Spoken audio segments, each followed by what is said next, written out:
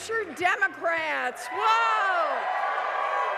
It feels so good to be back in New Hampshire. You know, I wanted to be here tonight largely to say thank you. I never thought I would get into politics, not in a million years. But when I got into this fight, I quickly learned that nobody does it alone. So I wanted to start by taking a few minutes to say thank you to some of the hardest working Democrats in the country. Your terrific United States Senators, Jeanne Shaheen and Maggie Hassan, could not do this without you. These are two women that I have had the honor of traveling with across this great state, fighting shoulder to shoulder to make change. They are truly remarkable women, and we are blessed to have them in the Senate. So thank you both. Thank you. I also want to say to my friends, Congresswoman Annie Custer and Congressman Chris Pappas, it's so good to be with you today, and so good to be in Washington with both of you. You make a big difference. And I want to acknowledge tonight's distinguished honorees, recipients of the McIntyre-Shaheen Legacy Award and the Dunphy and Canteras Award, Molly Kelly and Jim Versuchin. Thank you for all of your courage and commitment.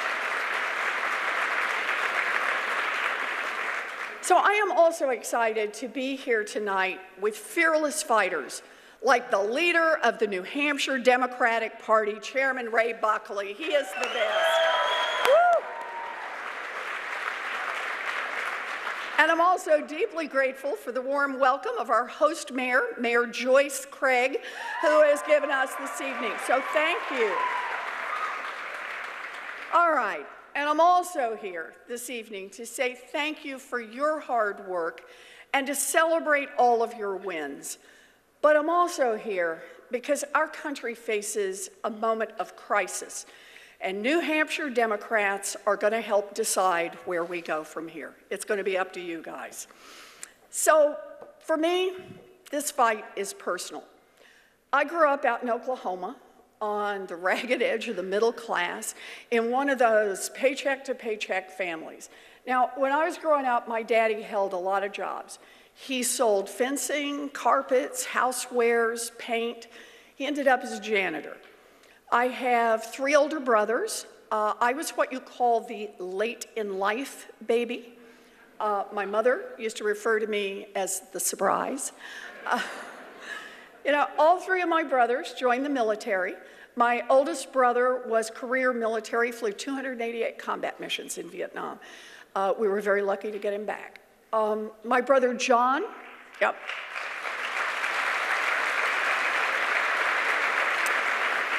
My brother John was stationed in Morocco. My brother David trained as a combat medic. Now, my brothers found their ticket to the middle class through the military. Me, my lifelong dream was to become a public school teacher. But to teach, you need a college diploma. And to get a college diploma, you need money to pay for college. There was no money. The rest of my story has a lot of twists and turns: falling in love at 19, dropping out of school, getting married, finding a commuter college that cost $50 a semester. But I made it. I became a public school teacher. Can we hear it for America's public school teachers?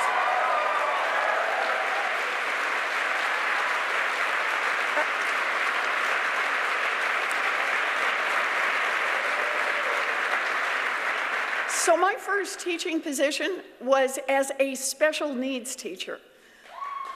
There we go. I loved that job. But by the end of the first school year, I was quite visibly pregnant, and the principal didn't invite me back for the next school year. So I found myself at home with a baby, and yep, those were the days. And I got this idea that I could go to law school. So I headed off to a state law school, cost $450 a semester, with a little one on my hip. But first, I needed childcare. So as I'm about to head to law school, my daughter Amelia is almost 2. And in order to do this, I gotta find daycare. But how hard could that be? Well, I found out just how hard it was. I spent weeks visiting all kinds of places, and none of them were right.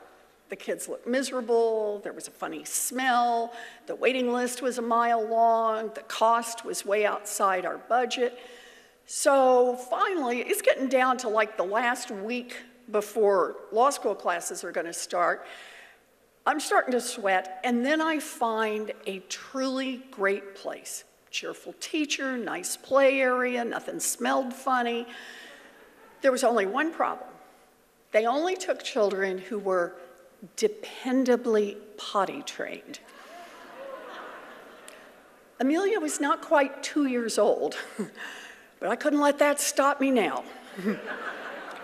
I had about 5 days to get my toddler dependably potty trained.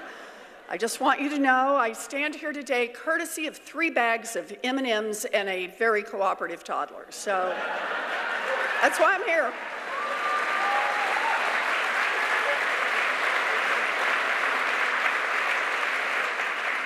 But here's the thing. Childcare never stopped being an issue. For me, like for so many working parents today, it was this weight I had to carry around every single day, and it never let up. Now, eventually I graduated from law school, hugely pregnant with baby number 2. You may detect a pattern here. And then I got this teaching job at a law school in Houston, and I was beyond excited. Tenure track, I love teaching, and I knew that this, teaching, was what I was meant to do. So I did whatever it took to make it work. I taught Sunday school, I made cookies for the bake sale, I got dinner on the table every night. Even if most nights it was late, the kids were cranky, and we ate a lot of stuff about just add water out of the box. A lot of you in this room know this story. Washing dishes, bathing children, doing laundry at 11 o'clock at night, and then starting to prepare for the next day. Falling into bed sometime in the early hours of the morning. It was hard, but I could do hard. It was exhausting, but I could do exhausting. But the thing that eventually sank me, childcare. In the space of a few months, I tried everything. A babysitter, a daycare center, another daycare center, a neighbor. One day, I picked up my son, Alex, from daycare. He'd been left in soggy diapers for heaven only knows how long. I was upset with the daycare people, but more than anything else, I was upset with myself. I was angry with myself. I was failing my baby. And so one night, after I put both kids to bed, my 78-year-old Aunt Bee called long distance from Oklahoma just to see how I was doing. And I said, fine, in that kind of thin, thready voice. And then it was over. I just started to cry. I couldn't hold it together any longer. I blurted it out. I told my Aunt Bee that I was going to quit my job. I hadn't thought about it, but it just all crashed down, and the words just fell out of my mouth. I cried, I sobbed, I loved that job, but that was it. And finally, I blew my nose, I got a drink of water, and then Aunt Bee said 11 words that changed my life forever. I can't get there tomorrow, but I can come on Thursday.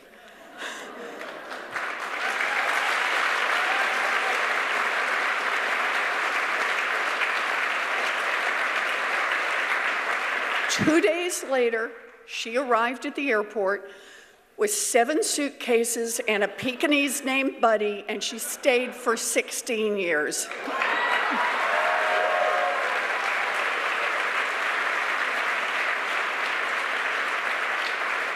But here's the thing about that story. Without childcare, I was a goner. Today, I am a United States Senator in part,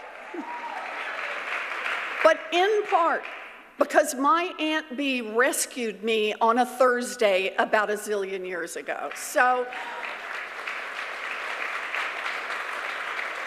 I tell you that story because I want you to know the story that's a part of my heart forever. It tells a basic truth. Nobody makes it on their own. Nobody. And without childcare, millions and millions of American families simply won't make it. Now look, if every mom in the country had an Aunt Bee, we'd all be cool. But think about that. I stand here today as someone who eventually wrote 11 books, got tenure at Harvard, built a consumer agency, and beat a damned Republican incumbent to take a seat in the United States Senate. Woohoo!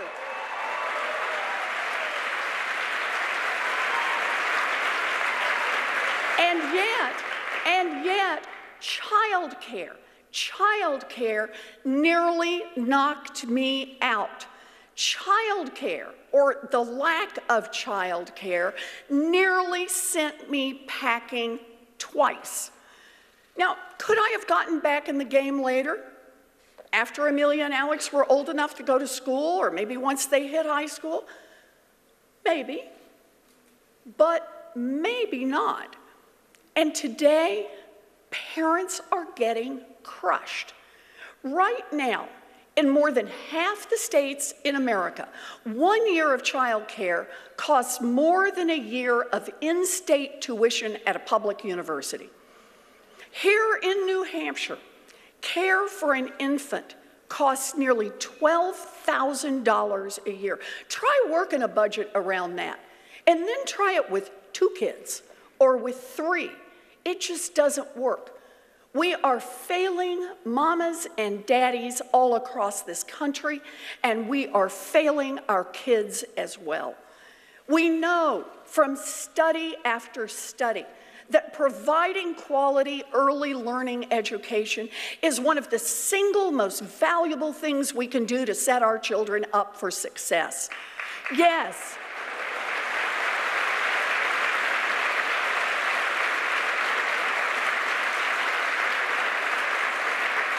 But high costs mean that millions of kids can't get access to the care they need or the early educational opportunities that are so critical to their development.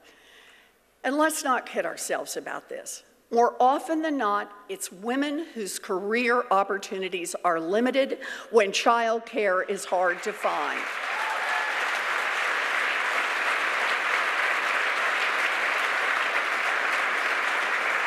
It's women who get pushed out of the workforce when they don't want to be. And that is just wrong. We are the richest country in the history of the planet. Access to high-quality care and education during the first 5 years of a child's life should not be a privilege reserved for the rich.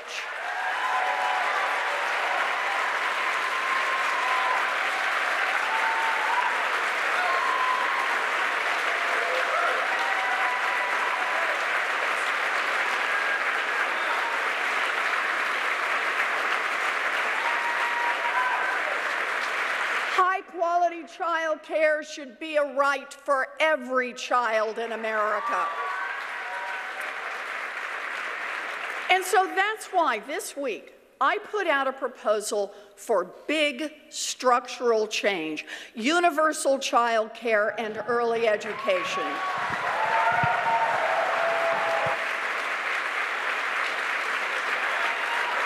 It would provide high-quality care and education for free to millions of families and at low cost for everyone else. Now, I'm in New Hampshire. You guys know me. This is not just a vague idea. It's a detailed plan. So let's just get wonky for a minute here. You can do this, right? You guys are ready for it. Okay. So here's how universal child care would work. For starters, We'd expand our network of locally licensed child care centers, preschool centers, and in-home child care options. Federal government currently provides child care for all military families, and we have 900,000 kids in top-notch Head Start programs. So basically, my proposal is about building out so that every family has access and keeping it affordable for every family.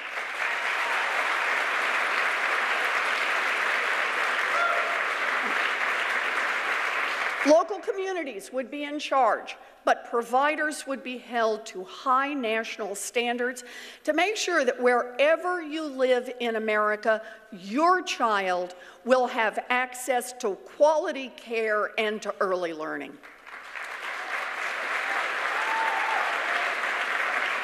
And one other part of this, child care and preschool workers will be doing the educational work that other teachers do, so we're going to pay them like public school teachers.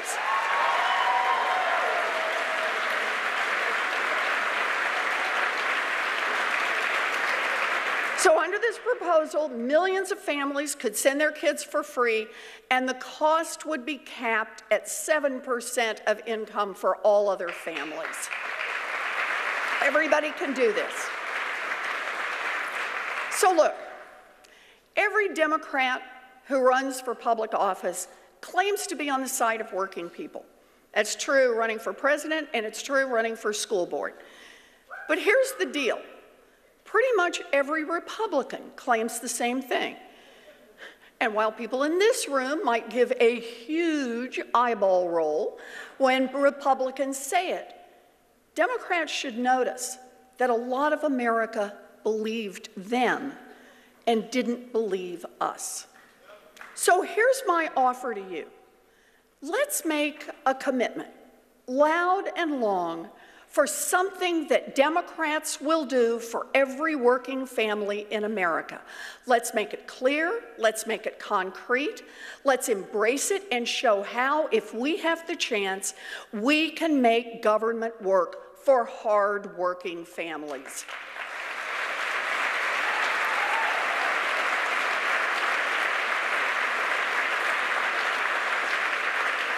Let's embrace universal child care and early education, and let's show families the difference it will make in their lives.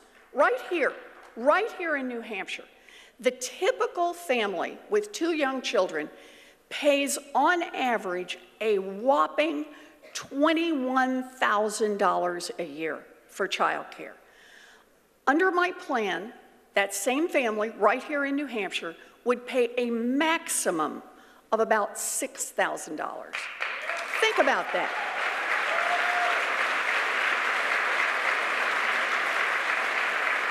Think about what that would mean. That family would have another $1,200 a month to spend on housing, to pay down loans, to put in savings, to do what they want to do with the money. And for a family of 4 making under $50,000 here in New Hampshire, the program would be entirely free.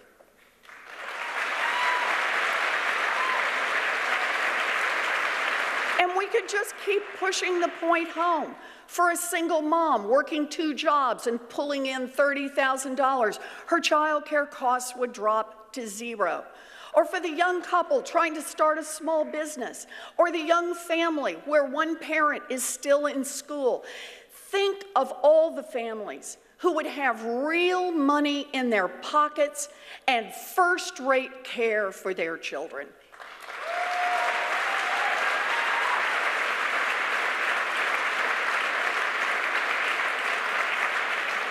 And we can do it without raising taxes 1 thin dime for working families.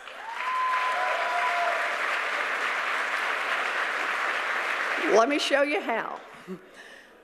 The ultra-millionaire tax that I've been talking about, oh yeah. It requires families with a net worth above $50 million to pay a 2% tax on just that part above $50 million.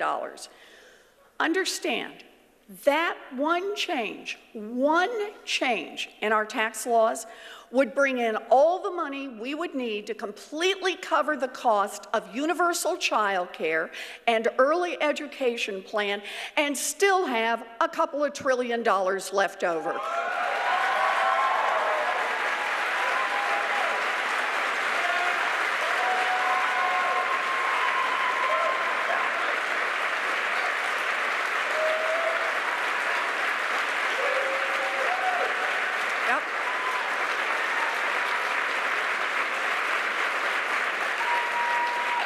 This is what it means to be a Democrat. Think about that.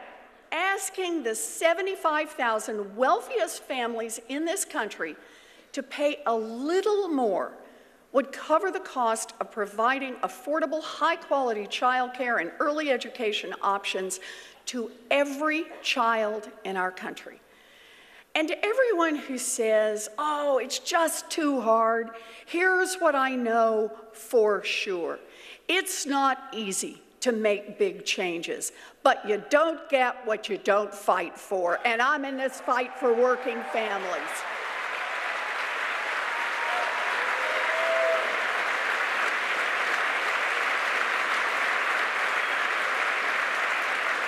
Because working families in this country are getting crushed, and it's been that way for a long time. I've spent most of my life studying how America's middle class has been hollowed out. I've studied families caught in the squeeze, families that go broke. And what I've found is that year after year, the path to economic security has gotten tougher and rockier for working families, and even tougher and even rockier for people of color.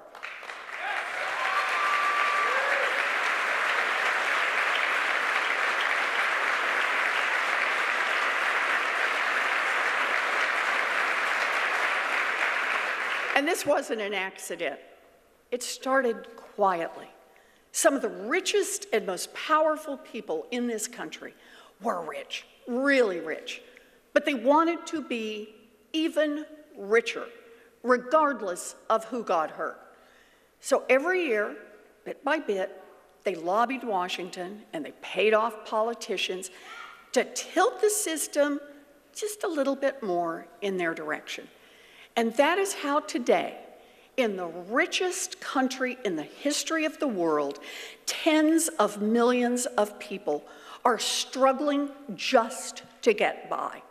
And that is how, when a working family here in New Hampshire is paying a quarter of their income to cover child care, a Republican-controlled Congress decided it was more important to pass a $1 trillion giveaway to the wealthiest people and giant corporations instead of helping that family. Well, I am in this fight because I want a government that doesn't just work for the billionaires and giant corporations. I want a government that works for little families trying to make it from paycheck to paycheck.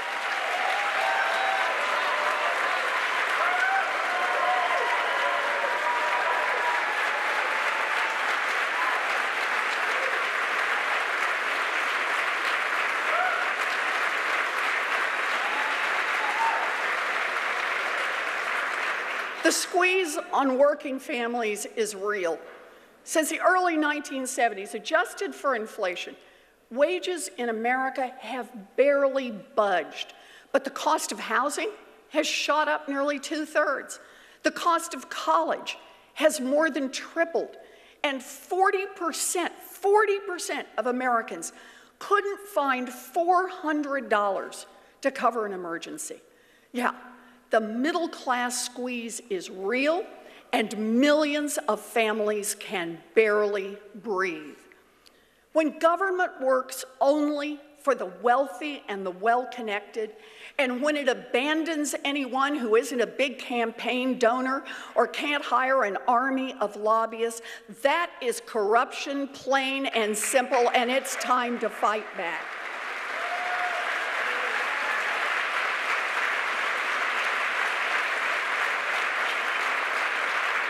The impact of a government that year after year has worked for the rich and left little families behind has spread throughout America. And for communities of color that have lived with the impact of structural racism generation after generation, the disaster has hit even harder. Think about this. For every $100 of wealth that the average white family owns in America today, the average black family has $5. Race matters, and we need to say so.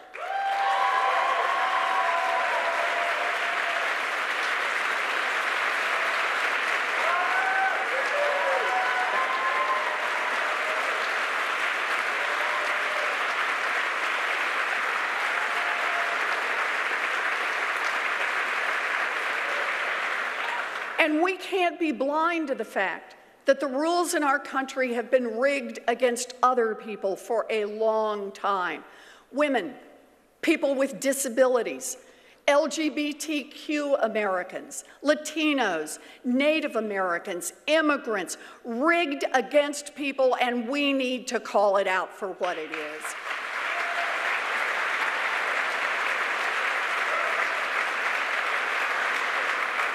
The rich and powerful have rigged our political system. Look at any major issue in America and you can see the impact. Whatever it is that brought you here tonight, that causes you to volunteer, that gets you in the game, whatever moves you deeply, I guarantee that somewhere right at the center lies decisions that are made in Washington that are corrupted by money.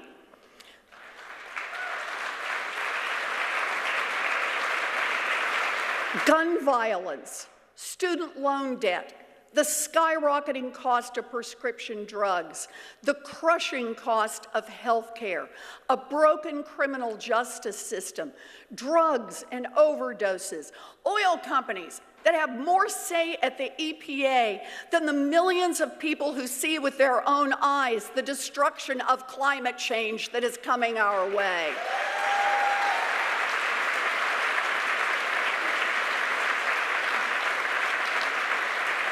Money affects nearly every decision in Washington, and I am in this race to fight back.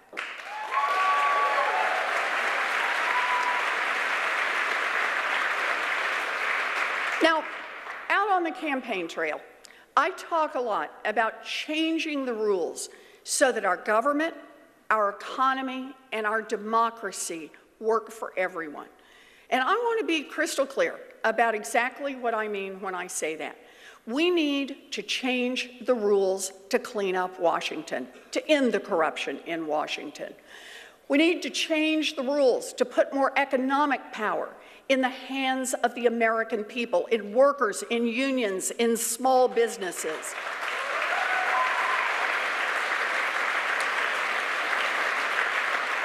And we need to change the rules to strengthen our democracy.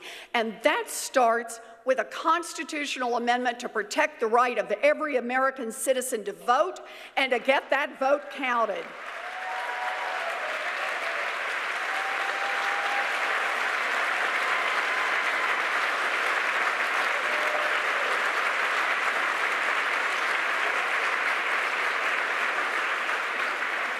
So I got a lot of details and a lot of ways that we will make structural change in Washington, in our economy, and in our democracy. But I wanted to use tonight to talk about universal child care.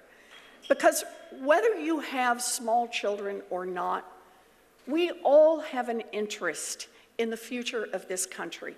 And that means we all have an interest in investing in America's children. Until we decide, until all of us decide, men and women, married and single, black and white, old and young, that we are willing to invest more in our children, then we cannot build a country in which women have equal opportunity.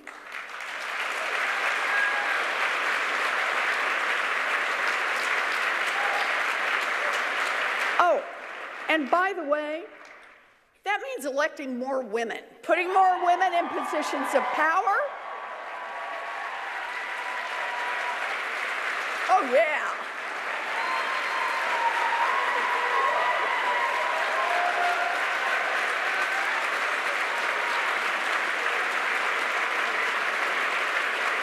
So, yeah, I like the sound of that, electing more women, putting more women in positions of power, from committee rooms to boardrooms to that really nice oval-shaped room at 1600 Pennsylvania Avenue. It's time.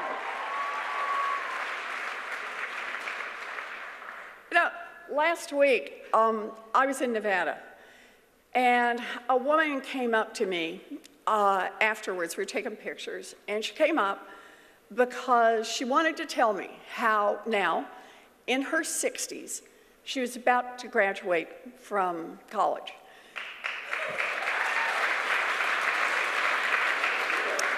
And she explained that her first baby had meant that she had put her education aside, and then one thing after another, and only now was she back in school and about to graduate into the world and to tackle her lifelong dream of social work. Education, a more demanding job, a promotion, starting a business. How many women of my generation were sidelined? How many women of my daughter's generation were sidelined? And how many women and men are sidelined today because they can't get decent care for their kids? And how many kids weren't ready for kindergarten? How many were parked in front of television sets for hours on end because it was the cheapest way to take care of them? All because we wouldn't invest in our kids. So it comes to us, and we can make the change, big change in this country. Change for ourselves, change for our children. Yeah, we need universal child care.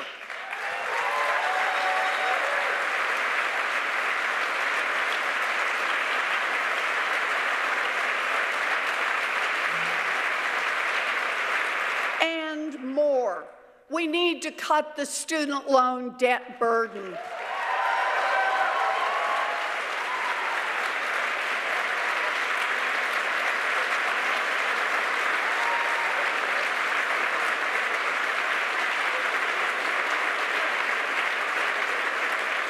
We need 21st century infrastructure. We need real resources, not photo ops, real resources to fight opioid addiction.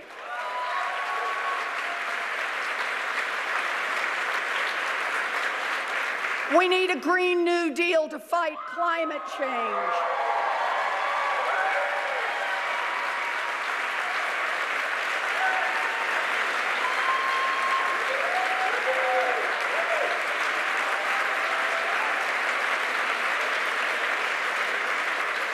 And we need to protect our children from gun violence.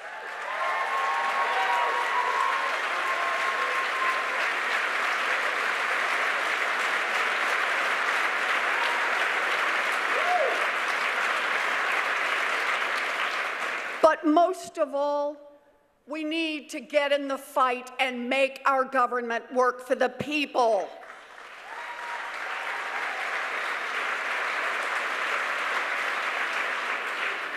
This is it, New Hampshire. This is our moment in history. This is the moment we are called to. This is our moment to dream big, to fight hard, and to win. Thank you all. Thank you.